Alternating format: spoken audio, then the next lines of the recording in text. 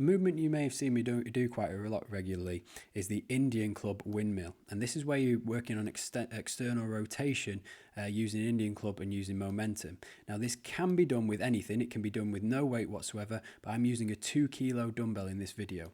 What I'm doing is just going over and doing big rotations with this dumbbell, breathing in as I go over my head, breathing out as I bring it round.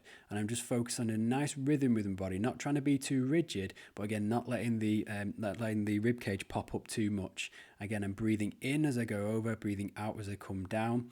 And then to work on the internal rotation, so your ability of your arm to move internally, I'm going the opposite way. So in this one, now I'm working on internal rotation, breathing out as I come forward into that position.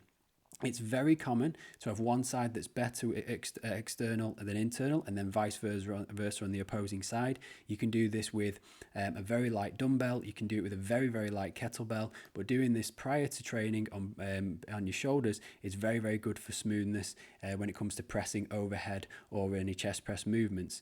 What would work very well is to test your internal and external rotation and then do the following exercise based on what doesn't work. So for example, if you have poor external rotation, do more of the external rotation movements. If you have poor internal rotation, do more of the internal rotation movements. So for example, poor external on the right hand side, external on the right.